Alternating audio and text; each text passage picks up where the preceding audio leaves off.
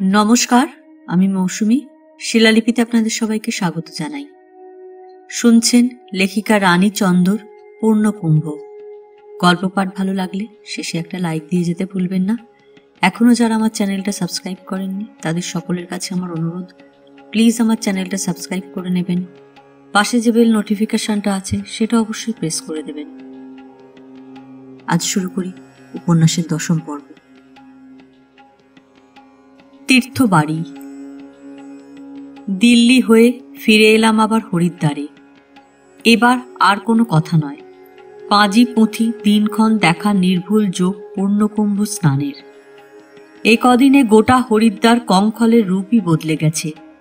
চারদিকে জাঁক জমক হইচই, যাত্রী সাধুর ঠাসাঠাসি, আনন্দ উত্তেজনার ঢেউ, যেন বিয়ে বাড়ির অধিবাস, উৎসবের ভোররাত্রি। গাছে গাছে কচি পাতা, আমের পল্লবে নতুন বোল, লাল ফুলে ছেয়ে গেছে রাস্তার পাশের ঝিরঝিরে পাতা ঝুলে পড়া ঝাপড়া গাছগুলি। পরের দিন ভোর না হতে চলে আসি হরিদ্বারে। পদ্মিনী নায়কে মেশে কুম্ভ রাশি গতে গুরৌ, গঙ্গা দ্বারে ভবের যোগ, কুম্ভ নাম তদোত্তম। আজ সেই কুম্ভযোগ পূর্ণ স্নানের। সূর্য মেষ রাশিতে ও বৃহস্পতি কুম্ভ রাশিতে অবস্থান করছেন। আগে ভাগে গঙ্গা স্নান করে এসে বসি হরকি পৌড়িতে। সামনাসামনি বসে সাধুদের স্নান দেখব, সেই দিনের শিবরাত্রি স্নানের মতো মনে বাসনা। সেদিনও তো এখানে বসেই দেখেছিলাম, কিন্তু ঢুকতে কি বেগিনা পেতে হয়েছিল। আজ তাই ফন্দি এঁটে আগে হতেই ঢুকে বসে আছি। আর আমাদের পায় কে? দলে এবার আমরা বেশ ভারী। মণিবাহাদুর আবার ফিরে এসেছেন, বোধহয় রেবাদির তাড়নায়। মাসিমাও সঙ্গে আছেন, আর আছেন রেবাদির আরও 2 ভাই বোন। সেবাশ্রমের দুদল যাত্রীও সঙ্গ নিয়েছেন আমাদের। সকলে মিলে জমাট বেঁধে বসেছি। আর আমাদের ভাবনা কি? 4 ঘন্টা 6 ঘন্টার সময় কাটিয়ে দিতে আর কত লাগে? তারপরে তো সাধুদের স্নান আরম্ভ হয়ে যাবে। চোখের সামনে পলকে পলকে দৃশ্যপট বদলাতে থাকবে। তন্ময় হয়ে দেখতে দেখতে সন্ধে উতরে দেব। কিন্তু কেমন খিদে খিদে পাচ্ছে যেন। কিছু খাবার, নিদেন কয়েকটা ফল পাকুড় সঙ্গে থাকলে ক্ষতি কি ছিল? পাশে 2 পাঞ্জাবি মেয়ে বসে বসে পুরি তরকারি খাচ্ছে। বর্দি বললেন, তাকিও না তো ওদিকে, ওই দেখে দেখেই তোমার খিদে পেয়ে যাচ্ছে। উঠে দাঁড়াই, বলি, তবে আমার জায়গা রেখে দিও, আমি ঘুরে আসি খানিক। ঘাটে তিল ধারণের স্থান নেই। আজ এমন দিনে কত কত লোকের আপ্রাণ আকাঙ্ক্ষা স্নান করবে এখানে। কি পরম বিশ্বাস! জলে নেমে একটা ডুব দিলেই কি এমন পুণ্য হয়। হংসদেব বলেছিলেন, বিশ্বাস থাকলে সবই হয়। ধনী দরিদ্র আজ পাশাপাশি এক ঘাটে নামে। পাণ্ডার একই ছেঁড়া চাটাইয়ের ওপর বসে একই ঝুড়িতে রাখা যে যার শুকনো কাপড় ঝেড়ে নিয়ে স্নানান্তে গায়ে পড়ে। ঘরা ঘরা দুধ ঢেলে গঙ্গাকে খাওয়ায় দলে দলে লোক। বৃদ্ধা মাকে পিঠে করে এনে তর্পণ করায় সমর্থ ছেলে। স্নানের শেষে আঁচলা করে জল এনে মাথায় ছোঁয়ায় মা তার 3 মাসের কচি শিশুর। আজকের এই কল্যাণ মুহূর্তে কল্যাণ হোক সকলের। কল্যাণ কামনায় ভরে যায় বুক। মনে ভেসে ওঠে প্রিয় পরিজন, ভাসে একখানি মুখ। ফিরে আসি নিজের জায়গায়। বর্দি বললেন, দেখলে না তুমি, 2 স্বামী স্ত্রী পাশাপাশি বুক জলে দাঁড়িয়ে একসঙ্গে অঞ্জলি ভরে জল তুলে তুলে তর্পণ করল। তর্পণ শেষে আলিঙ্গনবদ্ধ হয়ে দুজনে দুজনকে অন্তরের কৃতজ্ঞতা নিবেদন করে পাড়ে উঠে এলো। কি এক অপার্থিব তৃপ্তির হাসি লেগেছিল তাদের মুখে, কি মধুর! হটো হটো, ওঠো ওঠো! রবে চারদিকে হতে তাড়া লাগলো। সন্ত্রস্ত ভিড় চঞ্চল হয়ে এ ওর গায়ে হুমড়ি খেয়ে পড়তে লাগলো। বসতে দেবে না কাউকে। কে উঠতে বলছে? উঠবই বা কেন? গতবার তো বসেছিলাম এখানেই সবাই। গতবারে আর এবারে তফাৎ অনেক। এ ঘাটে ও ঘাটে একটি জনপ্রাণীও থাকতে পাবে না। সাধুদের আসবার সময় হয়েছে, ঘাট খালি করে দিতে হবে। পুলিশ সার্জেন্ট ব্যস্ত হয়ে ওঠে। কিন্তু যাই কোথায়? ভিড় ঠেলে দেয় একমুখী। তারই চাপে চলতে চলতে দেখি পুল পেরিয়ে চলে এসেছি গঙ্গার অপর পাড়ে। এসেছি তো এসেইছি, আর ফিরবার উপায় নেই, ওমুখী যাবার পথই বন্ধ। নিরুপায় আমরা তাকাই বারে বারে। অমন জানলে হরকি পৌরিতে না হোক কাছাকাছি কোথাও জায়গা বেছে নিতাম। গঙ্গার এপার জুড়ে মস্ত মেলা, বাজার, দোকান, সার্কাস, দাতব্য চিকিৎসালয়, সেবা বিভাগ, এক্সিবিশন, পুলিশ স্টেশন, গান্ধীর জবানি লাউডস্পিকারে কত কি। কঙ্খলে গঙ্গা পেরিয়ে সাধুদের শোভাযাত্রাও যাবে এ পথ দিয়েই ব্রহ্মকুণ্ডে। বাদ্যভাণ্ডের তুর্য নাদে লক্ষ লোকের কোলাহল চাপা পড়ে। এসে পড়েন সাধুরা।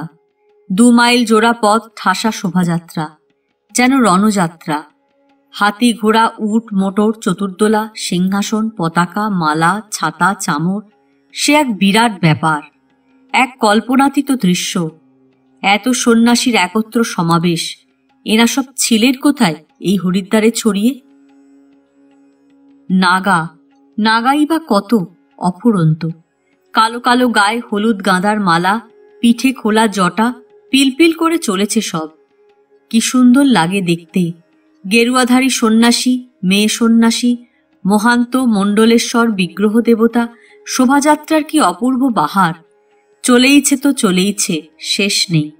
শুকনো বালির চড়ায় দাঁড়িয়ে আমরা লক্ষ নরনারী অধীর আগ্রহে দেখছি তাঁদের। হঠাৎ খেয়াল হলো, যেখানে দাঁড়িয়ে আছি সেটা হলো নীল ধারার শুকনো নালা।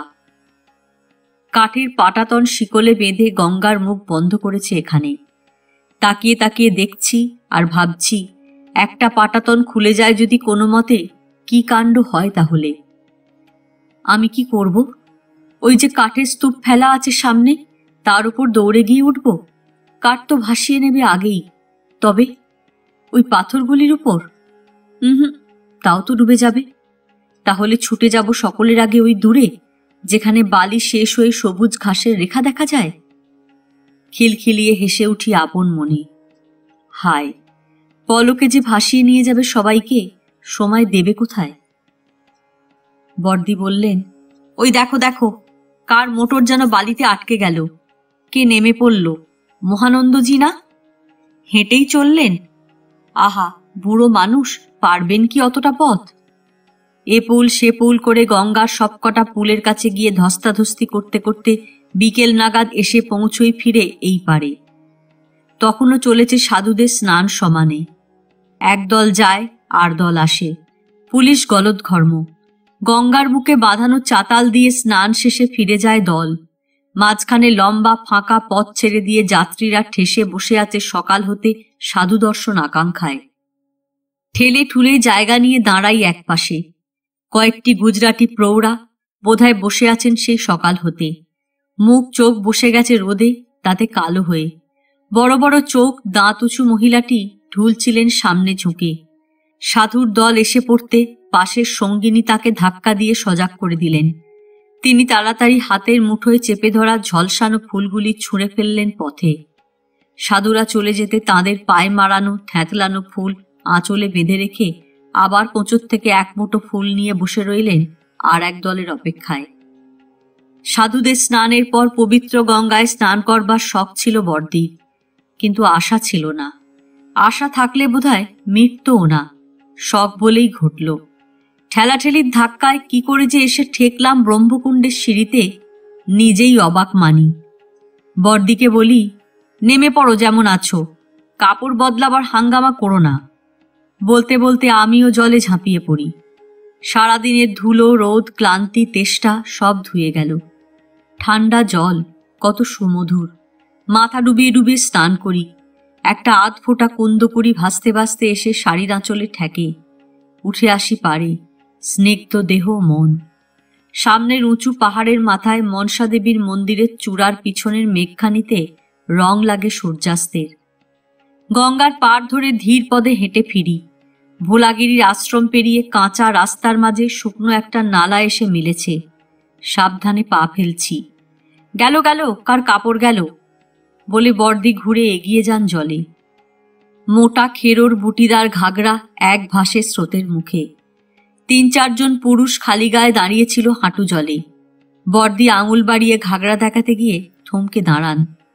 মৃতার ঘাগরা আগেই ভাসিয়ে দিয়েছে, এবার তারা নির্বাক দৃষ্টিতে বড়দির মুখের দিকে তাকিয়ে ধরাধরি করে এক বস্তা চিতাভস্য ঢেলে দিল গঙ্গাতে। তাঁবুর ভিতরে বসে বসে কাঠের সিঁড়িতে আলপনা আঁকছি এলামাটি, গেরিমাটি, পিউরি, সিঁদুরের বাটি সামনে সাজিয়ে। সেদিন রামকৃষ্ণদেবের জন্মোৎসব গেল। নানা ফুলের গোড়ে তোড়া দিয়ে সাজানো হলো আসন। তবু দেখে দেখে মনে হচ্ছিল একটু যদি আলপনা থাকতো সামনে তো সর্বাঙ্গ সুন্দর হতো। দেখি আর ভাবি, দিতে তো পারি আলপনা বড়দিতে আমাতে মিলে, কিন্তু নারী বিবর্জিত এই যে জায়গা, পুরুষের কঠিন হাত সগৌরবে নিপুণভাবে ক্ষুণ্ণ করে মেয়েলি হাতের প্রয়োজনকে। মনে মনে হার মানি আর জ্বালা অনুভব করি। ভোগের আলু ভাজা হলো সেদিন, মিহি সুতো তুলনায় আসে। একটি নয়, দুটি নয়, শতেক লোকের পাতে পড়ল ভাজা। শক্ত হাতে এ সূক্ষ্মতা আসে কোথা হতে? রং মিলিয়ে কোমল ফুলে গাঁথা মালা দুবেলা দোলে ঠাকুরের গলায়। ডাক পড়ে না কোনো কাজে, অভিমান জাগে। বহু ইতস্তত করে জানাই আলপনার কথাটা। আশ্চর্য, আপত্তি ওঠে না। মহা উৎসাহে বড়দি বেটে আনলেন ভেজানো আতপ চাল। বললেন, দাও এবার মনের স্বাদে লাল মেঝেতে সাদা গোলা দিয়ে আলপনা। দিয়েছিলাম, ছিল ৬-৭ দিন, মোছেনি কেউ। এবার যাওয়ার সময় খেয়াল হয়েছে শশী মহারাজের স্থায়ী কিছু করিয়ে রাখবার। মিস্ত্রি ডাকিয়ে পাইন কাঠ, কাঁঠাল কাঠ জুড়ে মস্ত এক পিঁড়ি বানিয়ে দিয়ে গেছেন খানিক আগে। 2 দিন মাত্র সময় হাতে, শেষ করতেই হবে। ঘাড় গুঁজে বসে গিয়েছি কাজে। মেঘলা করে আছে আজ সকাল হতে। ভালোই, কেউ বের হবে না আমাকে একলা ফেলে, নয়তো খুঁতখুত করত মন। কাল গিয়েছিলাম ঋষিকুমারের কাছে গঙ্গার ওপারে। শিক্ষিত পণ্ডিত সাধু, গুজরাটি, পাটনা ইউনিভার্সিটির গ্র্যাজুয়েট ছেলে। বেরিয়ে গেলেন সংসার ছেড়ে হিমালয় তপস্যা করতে। সে কতকালের কথা। ছাই মাখা মাথা ভরা জটাজুটো নিয়ে এখন বসে আছেন বালির চড়ায় ধুনি জ্বালিয়ে। দেখে কে বলবে এর তফাৎ কোথায়?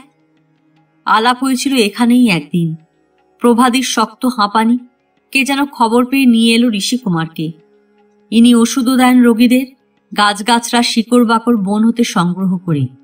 বলেন, এও একরকম জীবসেবা।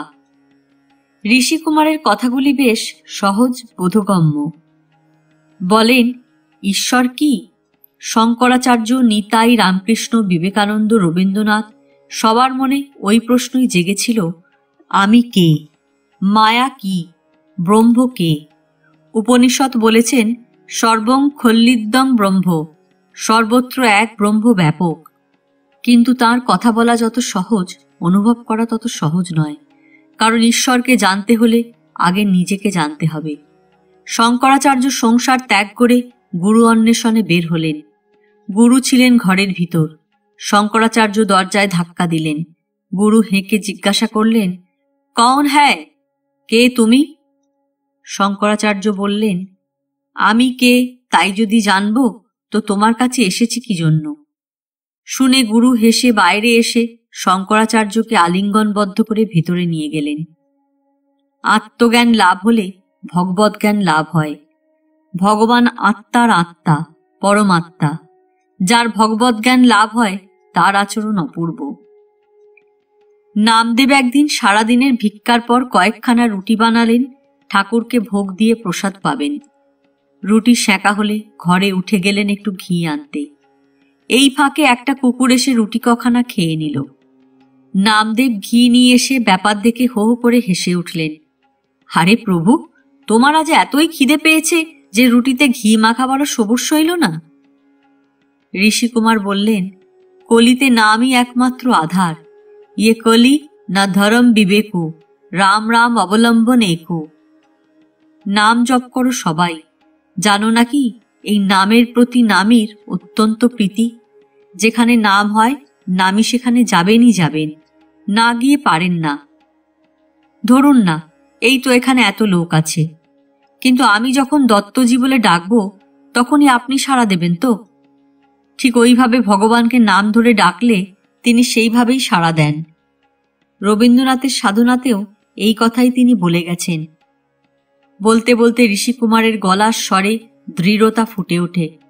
বলেন, এ জগতে জন্মগ্রহণ করার পর সকলেই একবার না একবার ভগবৎ দর্শন পায়, তবে সে হয়তো চিনতে পারে না। এই চিনে নেবার জন্যই কলিতে সহজ উপায় নাম জপ ও সাধুসঙ্গ। সাধু দর্শনেও পুণ্য, আর পুণ্যের ফল লাভ আছে বই কি। মনে পড়ল, শুনেছিলাম উদাসী বাবার কথা। এই হরিদ্বারেই থাকতেন তিনি। নানকপন্থী বৃদ্ধ সাধু। বড় বড় মহাত্মারা বিশেষ সম্মানের চোখে দেখতেন তাকে, গণ্য করতেন বড় সাধু বলে। উদাসী বাবা বহুরূপীর মতো এক একদিন এক এক অদ্ভুত সাজে সেজে ঘুরে বেড়াতেন গঙ্গার ধারে বাঁধানো চত্বরে। কোনোদিন পরতেন বহুমূল্য রেশমের রঙিন আলখাল্লা, জুতো মোজা, পায়ে ঘুঙুর, মাথায় ময়ূর পাখার 1.5 হাত উঁচু উষ্ণিস। কোনোদিন থাকতেন কালো রঙের পোশাকে আপাদমস্তক আচ্ছন্ন করে। বৃদ্ধ সাধুর এই অপূর্ব বেশ দেখে বহু লোক আকৃষ্ট হয়ে ছুটত পিছনে পিছনে। মজাও লাগত তাদের। লজ্জার অতীত না হলে কেউ চলতে পারে রাজপথে এই সাজে হাসি মুখে? একজন শুধল, বাবা, তুমি এরকম বিদঘুটে বেশ কেন পড়ো? তিনি উত্তর দিলেন, এত ভিড়ের মধ্যে প্রকৃত সাধু দর্শন ঘটে ওঠে না সকলের। সাধুকে চিনে নেওয়া বড় কঠিন।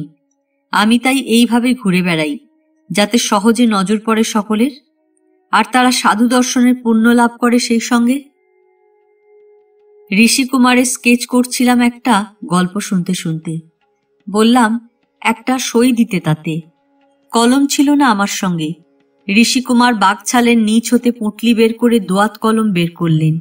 ফাউন্টেন পেনই ছিল এটা এককালে, এখন কালিতে ডুবিয়ে লিখতে হয়। লিখবার সময় বালি কিরকির করে উঠল নিবের মুখে। সামনে পড়েছিল ঝকঝকে একটা খোলা টাঙ্গি। বৈরাগী সাধুর আবার এসবের দরকার কি? অশোভন লাগে চোখে। হাত দিয়ে নাড়তে নাড়তে তাই ভাবি আপন মনে। ঋষিকুমার বুঝতে পেরে হাসলেন, বললেন, বনে জঙ্গলে থাকি, শাস্ত্র যখন কাজ দেয় না তখন শস্ত্র লাগে শুভ কাজে। সাদা রংটা যতই লাগাই হয় না মনের মতো। পাইন কাঠের তেলে মিলিয়ে ফেলে কড়িমাটির জেল্লা। সাদা পদ্মের পাপড়ি যদি না ফুটল তো বাহার খুলবে কি করে? মানিক যাচ্ছিল তাঁবুর সামনে দিয়ে। ডেকে বললাম, হাসপাতালে জিঙ্ক অক্সাইড থাকে ওষুধে মেলাতে, তাই আনো তো খানিক, গঁদে গুলে দেখি কাটে ধরাতে পারি কিনা। মানিক এনে দেয় কাগজে মুড়ে। বলে, ওরা তো বললেন জলে গুলবে না, তেল ছাড়া। হাতে তেলও একটু তুলে নিয়ে আঠা মিশিয়ে ঘষে দেখি, বাহ, এই তো মিশ খায়, বেশ কাজ চলবে। খুশি হয়ে পিড়িতে সাদা রং চাপাই। ঋষিকুমারের কথা কানে বাজে, তেরি ভাবনা বড়া বিচিত্র হ্যায়। ভগবান অন্তরে আছেন, বাদল ছায়া সূর্যকে দেখতে দেয় না। আমাদের তাঁবুর সামনাসামনি বসুমতী মার ছোট্ট তাঁবু। তাকালেই সোজাসুজি দেখা যায় তাকে। এই নামেই সবাই ডাকেন তাকে এখানে। জীর্ণ একখানা কেটের ধুতি পরনে, গায়ে সামান্য সুতির চাদর। বসে আছেন এক ঠাঁই একভাবে সারাক্ষণ আগুনের একটা ছোট মালসা কোলে টেনে। ভোর 3টে উঠে দেখি অমনি। রাত 12টায় যদি তাকাই কখনো, তখনও ঠিক ওই একই ভঙ্গি। ঘুমন না নাকি কখনো? মাটিতে বিছানো চাটায়ের এক ধারে ছেঁড়া একখানা কম্বল পাতা। বিছানা বলতে ওই যা, আর কিছুরই বালাই নেই। দিনে রাতে 24 ঘন্টার 22 ঘন্টা বসে এক মনে জপ ধ্যান করে ঘণ্টা 2 ওই বিছানায় আশ্রয় নেন। কখন কেউ টের পায় না মোটে। বর্দি বললেন, একবার দেখো খেয়াল করে, এমন প্রণাম দেখিনি কখনো। নিজেকে কিভাবে লুটিয়ে দিয়ে প্রণাম করেন বসুমতী মা, সেদিন রাতে পাশ দিয়ে যেতে যেতে দেখলাম তাঁবুর ফাঁক দিয়ে। শশী মহারাজ বললেন বর্দিকে, এই দেখুন বসুমতী মার অবস্থা।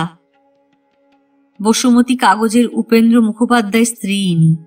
কোটি কোটি টাকার সম্পত্তি। ছেলে সতীশ মুখোপাধ্যায়, নাতি রামচন্দ্র মুখোপাধ্যায়। সোনার সংসার। রাজরানী রাজমাতা একাধারে। কিন্তু কি কপাল! স্বামী মরল, সেই একমাত্র ছেলের ঘরের একমাত্র নাতি মরল, ছেলে মরল, ছেলের বউ মরল। সর্বহারা বিধবা বুড়ি কেবল ঠাকুরের নাম সম্বল করে বেঁচে রইলেন। স্বামী মারা গিয়ে অবধি আহার ছেড়ে দিয়েছেন। সারা দিনের পর রাত 12টা 1টায় 1 বাটি দুধ আর 2টো কলা খান খালি। কিসের অভাব, ঐশ্বর্যের ছড়াছড়ি, তবু ইনি পথের ভিখারিনী। এই তো সংসার। চোখের সামনে এত বড় শিক্ষা, এ থেকে ফল লাভ করুন আপনারা। যশোরের দিদি চেনেন ভালো করে বসুমতী মাকে। বললেন, নাত বউ দামি কম্বল কিনে দিয়েছে ঠাকুরমাকে, তা সেটা উনি বাড়িতে দারোয়ানের জিম্মে করে আসিছেন। এখন দেখো না কেমন ছেঁড়া চুড়ো নিয়ে আঁতুর ঘরের মতো আগুন জাপটে বসিয়াছেন। যশোরের দিদি, এই বলেই ডাকি আমরা তাকে।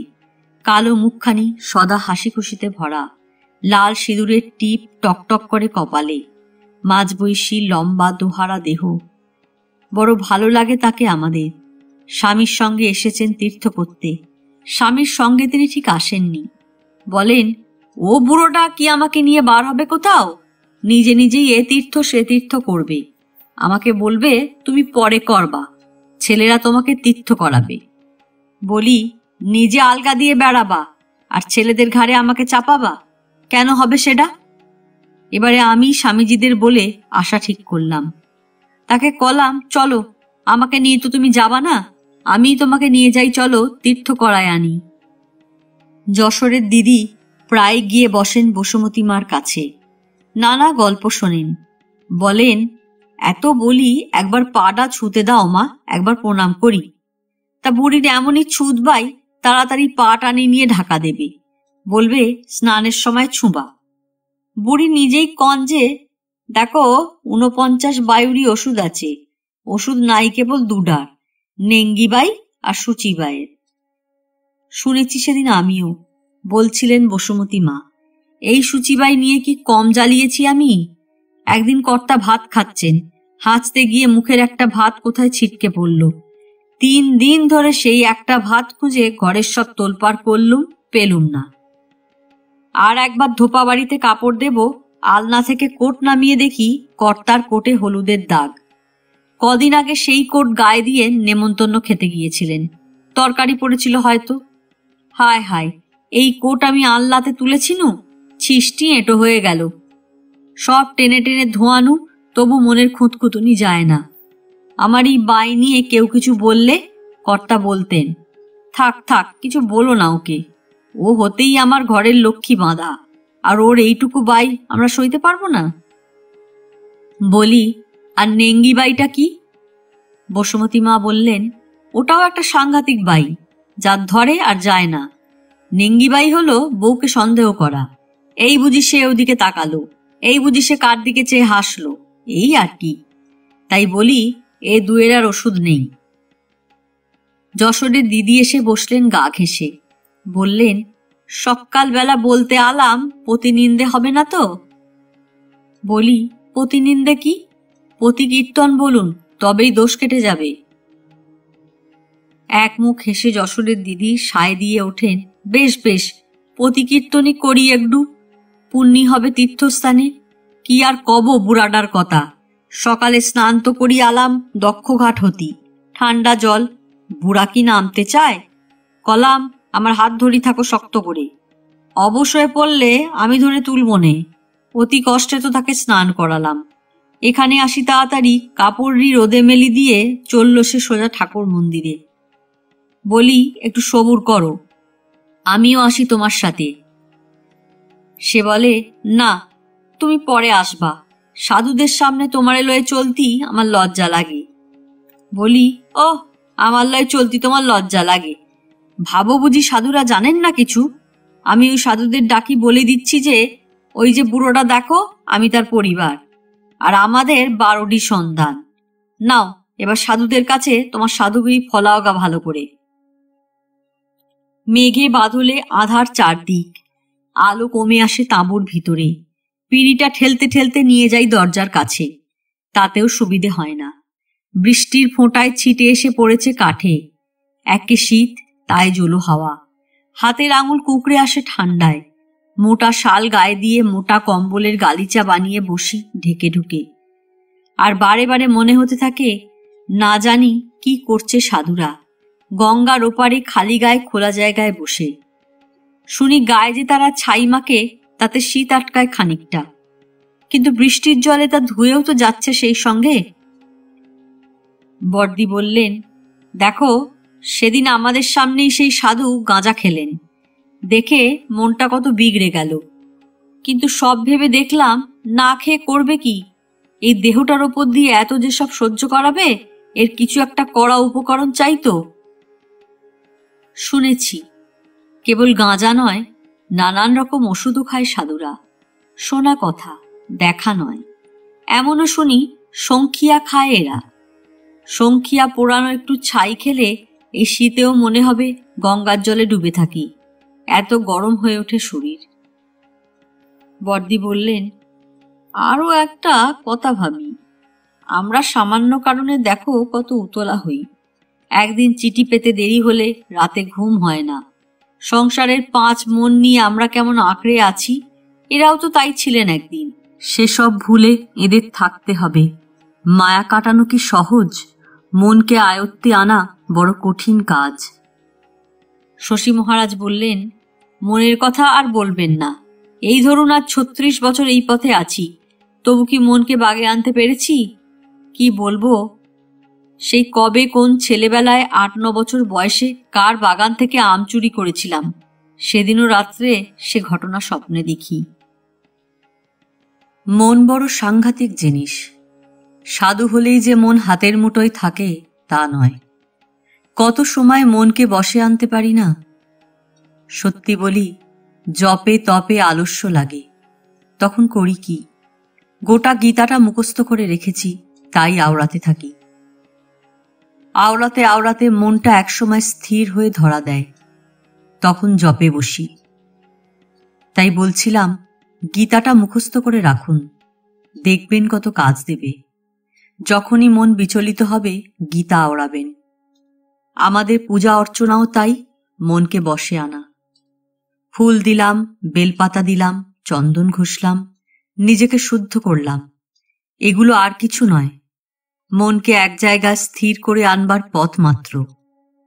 মনে করতাম লোকেরা সাধু হয়, সব ছেড়ে ছুড়ে আসে, মনকে নিয়ে বিব্রত হয় না আর আমাদের মতো প্রতিক্ষণে। সেদিন সতীকুণ্ডে সন্ধ্যাবেলা নির্জন বনের অন্ধকার ছায়ায় বসে এই কথাই মনে হচ্ছিল। তাই বলেছিলাম গোপেশ্বর মহারাজকে যে আপনারা এমন সব জায়গায় থাকেন, মন যেখানে আপনি স্থির হয়, গোলযোগ বাধায় না কোনো। শুনে তিনি দীর্ঘ নিঃশ্বাস ফেলে বললেন, মা গো, যত সহজ ভাবো তা নয়। এত বছর কাটালাম, মনের ধস্তাধস্তি থামে কই? গুনগুন করছে সুর আজ ঘুরে ফিরে মনের ভিতরে, একই গানের কটি কলি। হাতখানি ওই বাড়িয়ে আনো, দাও গো আমার হাতে, ধরবো তারে, ভরবো তারে, রাখবো তারের সাথে, একলা পথে চলা আমার করব রমণীয়। সেই কবে একদিন শুনেছিলাম এ গান, হঠাৎ প্রাণটা হাঁপিয়ে ওঠে, উঠে পড়ি তুলি ফেলে। একটু গান, গান শুনতে হবে, এখনই, এই মুহূর্তে, বড় জরুরি। আশ্চর্য, এখানে এরা নাম গান গায় না কেন প্রাণ খুলে? নাম গানের সময় তো শুনি গানের গলা অনেকেরই, সাধকেরা। গানের তো মস্ত সাধনা, চলতে ফিরতে গানের টানে ভরাট রাখে না সময় কেন তবে? এক বৃদ্ধ সাধু দাঁড়ালেন সামনে। আজই সকালে এসেছেন এখানে। সেবাশ্রমেরই কেউ কিনা জানি নে, কেমন একটু অন্য ধরনের। এত লম্বা, মুখ তুলে দেখতে হয় মুখ, গলায় রুদ্রাক্ষের মালা, কোমরে বাঁশি। বললেন, জানো মা, এই মালা আর এই বাঁশি আমার সম্বল। মালায় যখন ক্লান্তি আসে তখন ফুঁ দিই বাঁশিতে। সুর ভাঁজতে ভাঁজতে তিনি এসে ঢুকলেন তাঁবুতে। রঙের খুঁড়ি টেনে এনেছে তাকে দূর হতে। বর্দি বললেন, একখানি কীর্তন শুনি আপনার মুখে। তিনি হেসে কোমর হতে বাঁশি তুলে নিয়ে একটা ফুঁ দিয়েই থেমে গেলেন। হঠাৎ কেমন অসহ্য চাপা দুঃখের ছাপ ফুটল তার মুখে। বর্দির দিকে তাকিয়ে বললেন, আমি যদি কীর্তন গাই সইতে পারবে? বর্দি নীরব। সাধু ধীরে ধীরে বাইরে বেরিয়ে আম গাছটার তলায় গিয়ে দাঁড়ালেন। নিঃশব্দে আমিও এলাম পিছন পিছন। তিনি বাঁশিতে সুর তুলে ফিরে তাকিয়ে গান ধরলেন, কৃষ্ণ হেরি কৃষ্ণ কই, এক ওই কৃষ্ণ প্রেমে ডুবে রই, তবু লোকে বলে আমি কলঙ্কিনী রাই। জ্ঞান মহারাজ বড়ই বিচলিত। দেশ থেকে চিঠি এসেছে, গুন্ডারা বাড়ি চড়াও করে ভাই, কাকা, ভাইপো, পিসে 17 জনের পৈতে ছিঁড়ে কলমা পড়িয়েছে। লুটপাট করে সর্বস্ব নিয়েছে। যারা সমর্থ বৌঝি নিয়ে দূর গ্রামে পালিয়েছে। বৃদ্ধ পিতামাতা পড়ে আছেন ভিটেতে। না আছে যানবাহন, না আছে তাদের চলবার ক্ষমতা। ভাই, কাকা আকুল হয়ে জানিয়েছে তাই সন্ন্যাসী ছেলেকে, তুমি যে করে পারো গিয়ে তাদের উদ্ধার করে আনো। নারীর বন্ধন, ভিতর হতে টান পড়ে। সন্ন্যাস তার মর্ম কি জানে? জ্ঞান মহারাজ এলেন দাদার কাছে পরামর্শ নিতে। মিশনের সাধুরা যারা এইসব কাজে এগিয়ে গেছেন তাঁরাই জেলের ভিতর বন্দী হয়ে আছেন। এখন উপায় কি? বসুমতী মার ঘরে ভিড় করেছেন মহিলারা। পথ দিয়ে আসতে শুনতে পাই কথা বলছেন বসুমতী মা। ছেলের রূপ কি, নাল টকটক করে, বাপের মতো চেহারা, ঠিক যেন রাজপুত্তর। প্রথম নাতি, বড়লোকের ছেলে, সকলে ব্যতিব্যস্ত। কি নাম রাখা যায়? বললুম, কাশীতুল্য ধাম নেই, রামতুল্য নাম নেই, নাতির নাম রাখনু রামচন্দ্র। কাল রাত থেকে বৃষ্টির বিরাম নেই। তাঁবুর চারপাশের কাপড় ভিজে জল গড়াচ্ছে। আজও বের হবার উপায় নেই বাইরে। ভালোই একমতে। পিঁড়িটা মেঝেতে পেতে আঁকতে বসে যাই। যে করে হোক শেষ করতেই হবে আজ, নইলে সময় কই হাতে। রামময় মহারাজকে ধরেছি, আজ যত ইচ্ছে গল্প শোনান। হাতে কাজ করি, কানে কথা শুনি। রামময় মহারাজ শ্রীমার গল্প জুড়ে দেন খাটে বসে। একে একে তাঁবু ভরে যায় লোকে। রঙের আকর্ষণে দাঁড়ে এসে দাঁড়ায়, গল্পের টানে ভিতরে ঢুকে বসে। রামময় মহারাজ হাসেন আর বলেন, মাকে দেখেছি, তিনি যেন জানতে পারতেন সকলের মনের কথা, আর তাকে ঠিক সেইভাবে উপদেশ দিতেন। একবার এক মেয়ের মা মাকে চিঠি লিখেছেন। বোধহয় উকিলের মেয়ে হবেন। 8 পাতা ঠাসা জেরায় ভরা চিঠি। একটি ছেলে তার মেয়েকে বিয়ে করবে বলে কথা দিয়েছিল। এখন সে বিয়ে করতে চাইছে না, তবে মা একবার বললেই ছেলেটি বিয়ে করে, ইত্যাদি। মা বললেন, ছেলেটি তো আমায় কিছু লেখেনি, তার মনের ভাব না বুঝে আমি তাকে কি করে আদেশ করব? কারোর যদি বিয়ে করবার ইচ্ছে থাকতো, মা বলতেন, বেশ তো, বিয়ে কি খারাপ, করবে বই কি, ঠাকুর আমাকে বিয়ে করেছিলেন, দেখো না সব 2 রাম সীতা 2, লক্ষ্মীনারায়ণ 2, শিব সতী 2। আবার কারো বিয়ে করবার অনিচ্ছা থাকলে তাতেও খুব খুশি হতেন।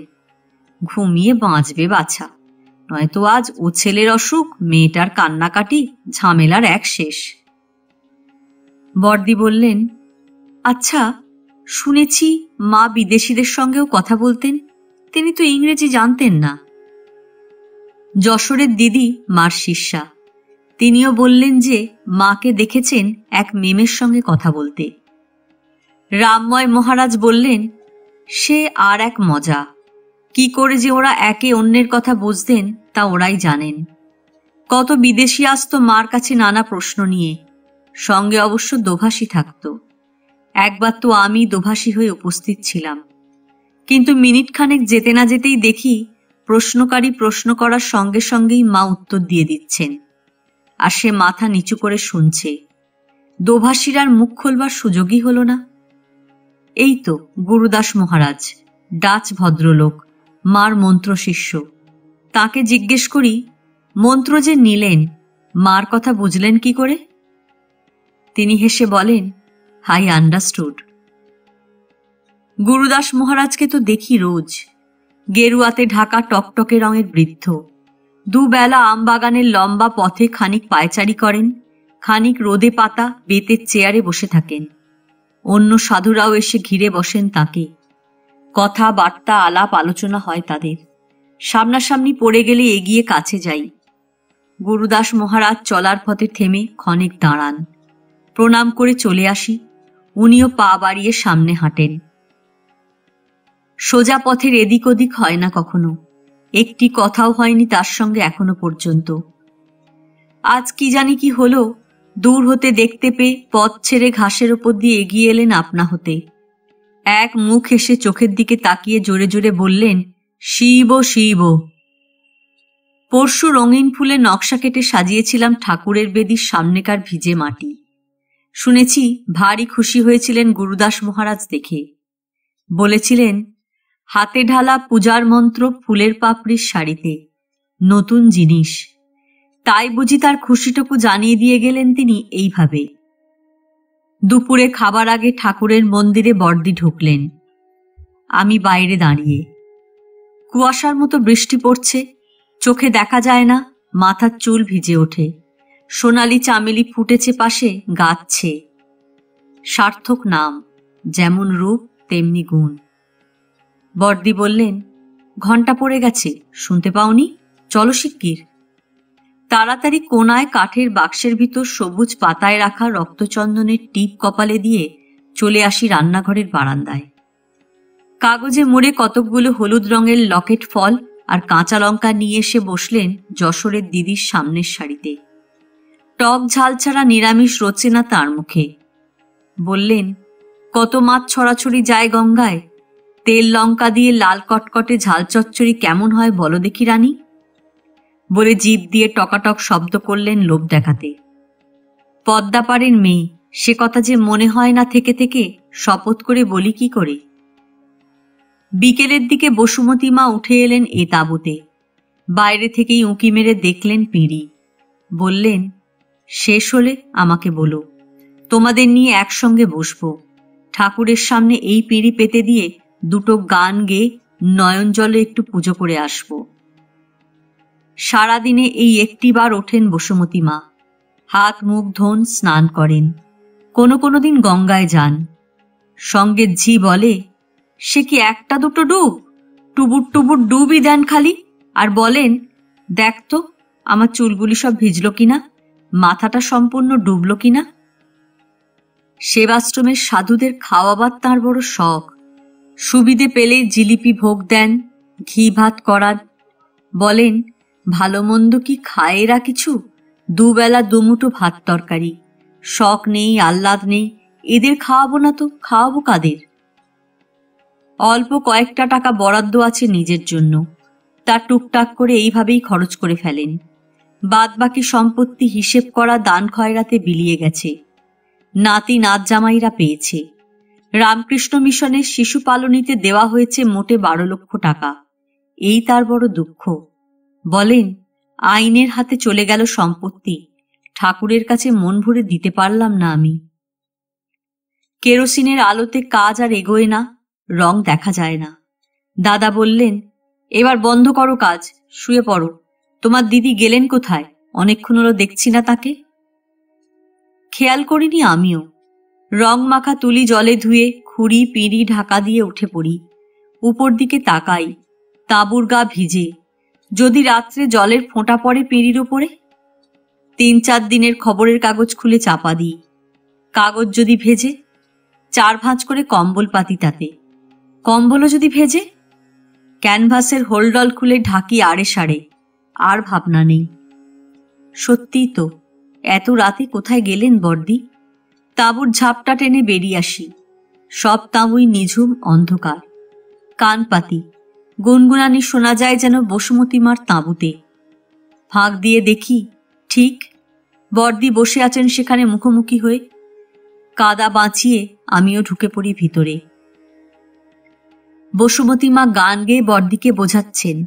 বলছেন, গান না গাইলে কি মনে ভাব জমে? গাইবে। সংকট নাশিনী শ্মশান বাসিনী, কই মা হৃদি শ্মশান কই, হৃদয় শ্মশান করিয়ে আধার, কোথায় রয়েছ বা ব্রহ্মময়ী। এইভাবে সুরের ভিতর দিয়ে ধ্যান করবে। সাধনাটা নিরস, সুরস এইতেই।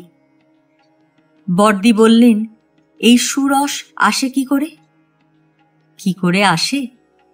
বসুমতী মার সামনে একটা দেশলাই পড়েছিল, সেটা হাতে নিয়ে একটা কাঠি খুলে খস করে জেলে বললেন, দেখো, এই ফুস করলুম আর জ্বলে উঠল। জ্বলন্ত কাঠিটা ঘোরাতে ঘোরাতে বললেন, এখন এইটুকুতে সমস্ত কঙ্খল পুড়ে যাবে। ফুঁ দিয়ে আগুনটা নিভিয়ে দেশলাইয়ের কাঠি দূরে ফেলে দিলেন। বললেন, এই আগুনটুকু মা আগে জ্বালতে হবে। আগে মাটি তৈরি করো, তবে তো গাছ পুঁতবে। মাটি যদি না তৈরি থাকে তবে গাছ বাঁচবে কি করে? ঠাকুর বলতেন, বলি, ঠাকুরকে আপনি দেখেছেন? দেখেছি কেবল, স্পর্শও পেয়েছি, পরশমণির স্পর্শ। মার বাপের বাড়ির গাঁয়ের মেয়ে আমি। ডান হাতের মাঝের এই আঙুল মার মুঠিতে দিয়ে ছোট্ট মেয়েটি আমি কতবার গেছি ঠাকুরের কাছে। ঠাকুর বলতেন, আহা কুমারী মেয়ে, ওকে আগে খেতে দাও গো। ঠাকুরের অনুগ্রহ কি বলে শেষ করা যায়? এত নিগ্রহের ভিতরেও তার অনুগ্রহ পাই। আমি নির্বংশ বটে, কিন্তু সত্যিই কি তাই? ঠাকুর বলতেন, জ্যান্ত কুকুরের চেয়ে মৃত সিংহ ঢের ভালো। আমার তারা মৃত সিংহ হয়ে বেঁচে আছে, তাঁর কৃপাই সব। তিনি দিয়েছিলেন, ভালো বুঝে তিনিই তুলে নিয়েছেন। আমাকে ঠাকুর বড় স্নেহ করতেন।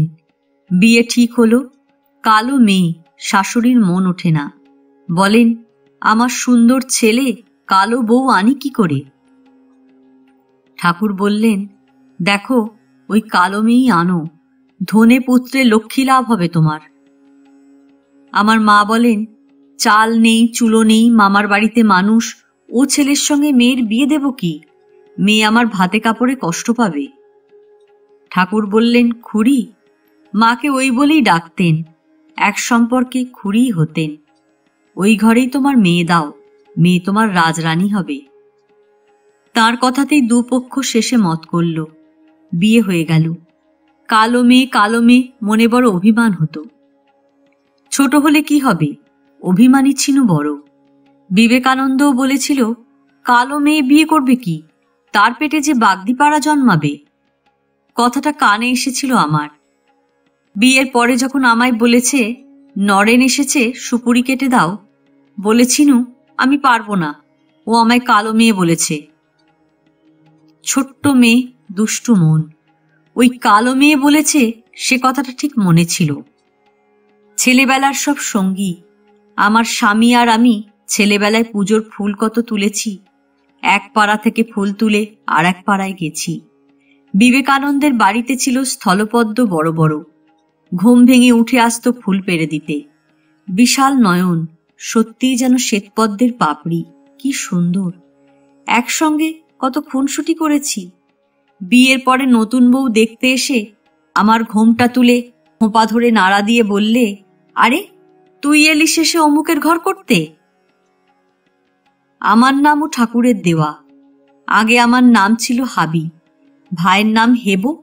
ঠাকুর বলতেন, ও কি নাম রেখেছ খুড়ি মেয়ের? মা বললেন, তা তুমি রেখে দাও না একটা। ঠাকুর বললেন, তোমাদের ওই কুসুম, নলিনী, কামিনী, মালতী আমি রাখতে পারবো না। আমি নাম রাখলাম ভবতারিণী।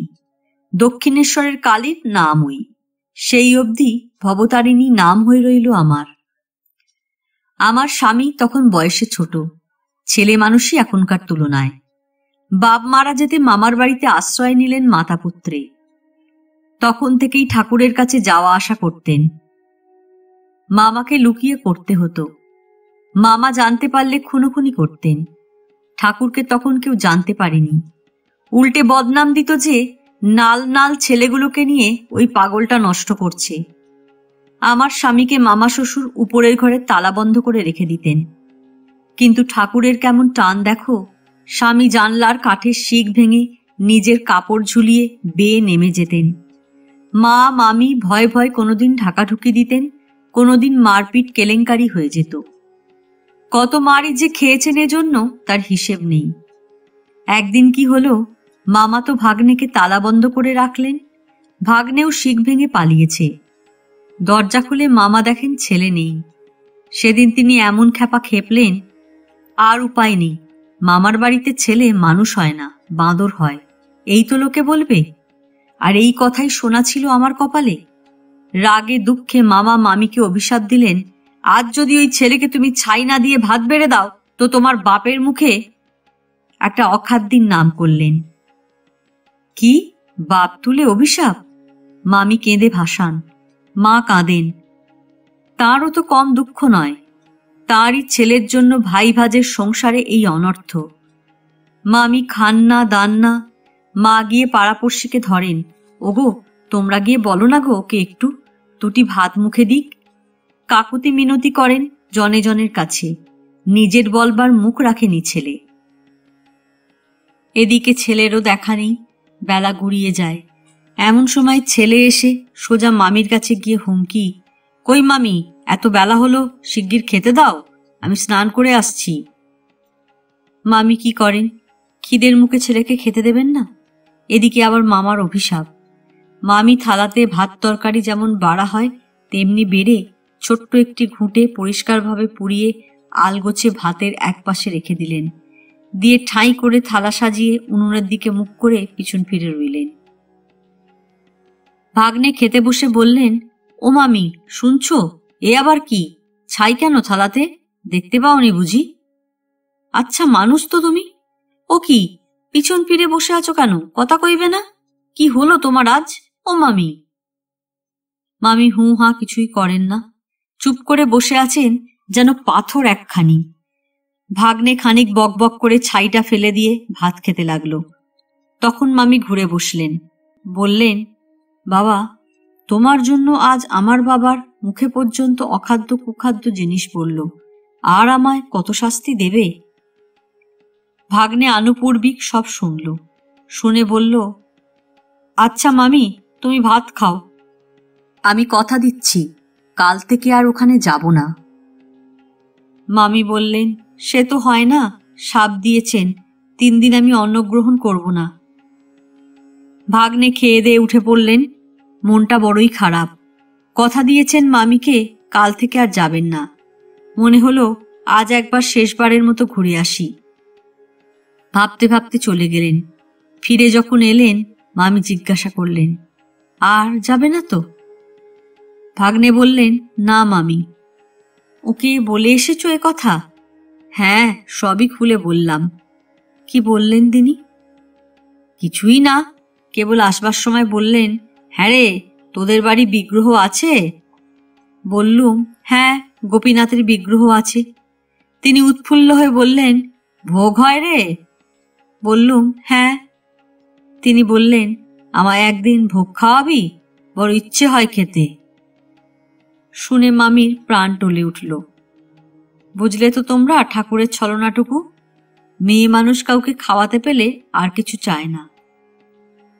মামি বললেন, তা তুই কি বলে এলি? কিছুই বললাম না, চলে এলাম।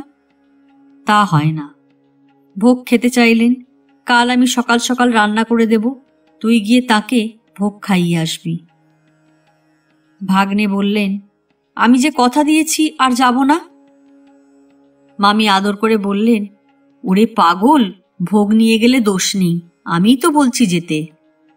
পরদিন ভোর না হতে মামি উঠে কাজকর্ম সেরে রাঁধতে বসলেন। পাড়া গাঁয়ের রান্না অন্য ধরনের, কালিয়া কোরমা ওসব তো নয়। রাঁধলেন মোচার ঘণ্ট, ভাজা, শুক্তুনি, নিম ঝোল, ডেউ ডাঁটার ডালনা, পায়েস, এইসব হরেক রকম। মামির হাতের রান্নার নাম ডাক ছিল গাঁয়ে। পরিপাটি করে রেঁধে মামি পূজারীকে তাড়া দিলেন, আজ একটু তাড়াতাড়ি সারো, গোপীনাথের ভোগ দিয়ে দাও।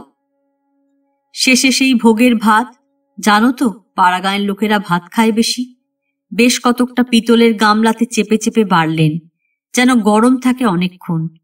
ভাতের উপরে বাটিতে বাটিতে তরকারি দিলেন, পায়েস দিলেন, দিয়ে কলাপাতা দিয়ে ঢেকে একখানা গামছা দিয়ে গামলাটা ভালো করে বেঁধে ভাগ্নের হাতে তুলে দিলেন। বললেন, যা তাড়াতাড়ি পা চালিয়ে খাইয়ে আয় ঠাকুরকে, আর এই নে কয়েকটা পয়সা শেয়ারের গাড়ি ভাড়া, দেখিস দেরি করিস নে যেন পথে। ঠেলে টুলে ভাগ্নেকে পাঠিয়ে দিলেন মামি, যেন তারই গরজ বেশি। পাঠিয়ে দিয়ে মামি কেবলই ঘর বার করেন, কতক্ষণে ফিরে আসে। ওদিকে ঠাকুর সবে খেতে বসবেন, এমন সময় স্বামী হাজির ভোগ নিয়ে। ঠাকুর কি খুশি, ওরে ঠিক সময় এসেছিস, দেখি দেখি কি এনেছিস, আহ কি খুশবু রান্নার। কাছে যারা ছিলেন ঠাকুর তাদের নিজের হাতে বেটে দিলেন, নিজেও খেলেন। প্রতিটি জিনিস খান আর বলেন, দেখেছ কি সুন্দর স্বাদ, এমনটি আর খাইনি কখনো, পায়েস কি চমৎকার হয়েছে। চেটে চেটে খেলেন পাতের সবটুকু। কেবলই বলেন, অমৃত খেলাম যেন। ওরে, গোপীনাথের সত্যি ভোগ হয়েছে, তাই এমন আস্বাদ। এদিকে মামা খোঁজ করেন অমুক কই। মামিমা আজে বাজে বলেন, এই তো এখানে ছিল, আসবে হয়তো এখনই। বিকেলের দিকে ভাগ্নে ফিরে আসতে মামি দৌড়ে যান। হ্যারি, খাইয়ে এলি? কি বললেন? বললেন তোদের গোপীনাথের সত্যি ভোগ হয়েছে, অমৃত খেলাম। কি খুশি মামি, চেটেপুটে সব খেলেন। বললেন এমন রান্না খাইনি কখনো। আর যাবে কোথায়? রান্না ভালো বলেছেন, মেয়ে মানুষের মন গলে গেল একেবারে। ননদ ভাজে লুকিয়ে লুকিয়ে ভোগ পাঠাতে লাগলেন ছেলেকে দিয়ে। আবার 2-4 পয়সা নৌকো ভাড়া, গাড়ি ভাড়াও দিয়ে দেন সঙ্গে। যেতে আসতে কষ্ট হয় না তার। ছেলে একদিন বিগড়ে বসে, কি রোজ রোজ আমি পারবো না বয়ে নিয়ে যেতে। মা মামি আকুতি করেন, ওরে যা, আজ একবার লক্ষ্মীটি, মালপোয়া ভোগ দিয়েছি, আজ ক্ষীরের নাড়ু করেছি, আজ চিড়ের পিঠে, আলুর পুলি, চলতেই থাকেই। ঠাকুরের এমন মহিমা, খালি খাবার পাঠিয়ে তৃপ্তি নেই, শেষে নিজেরাই যেতে লাগলেন তার কাছে। আমি বউ মানুষ, ঘোমটা দিয়ে আমিও যেতাম সঙ্গে। ঠাকুরকে দুধের স্বর খাইয়েছি আমি। ঠাকুর তখন কাশিপুরে অসুস্থ, গলায় ঘা, কিছুটি খেতে পারেন না। স্বর খেতে চাইলেন, একজন এনে স্বর দিলেন। ঠাকুর আঙুল দিয়ে নেড়ে রেখে দিলেন। শক্ত স্বর, খেতে গলায় লাগবে। দেখলুম। বাড়ি এসে শাশুড়িকে বললুম, একদিন স্বর নিয়ে যাব ঠাকুরের জন্য। শাশুড়ি অনুমতি দিলেন। গরিব গেরস্ত ঘর, কতটুকুই বা দুধ, আজ সে 3 পো হবে। তাই জাল দিলাম। দুধটা ফুটে উঠতেই নামিয়ে ফেনাটুকু তুলে ফেললাম। মনে ছিল শাশুড়ি সেদিন বলেছিলেন, আহা, স্বরটা পাকা ছিল, তাই ঠাকুর খেতে পারলেন না। একটা সবজি কাঁচের বাটি ছিল আমার, 4 আনা দিয়ে ওই যে বেলোয়ারি চুরি চাই বলে হাঁকে, তাদের কাছ থেকে কিনেছিলুম। বাটিটি আছে এখনো। তা সেই বাটিতে করে স্বরটুকু নিলাম, আর কাগজে মুড়ি আহেরি টোলার মা শীতলার একটু প্রসাদী লাল চিনি, এই এতটুকু ছিল ঘরে, তাই নিলাম। নিয়ে বাঁ হাতে তেলই বাটিটা বসিয়ে ডান হাত দিয়ে এইভাবে ঢেকে শাশুড়িদের সঙ্গে ঘোড়ার গাড়িতে চেপে গেলাম ঠাকুরের কাছে। ঠাকুর শুয়েছিলেন তক্তপোষে।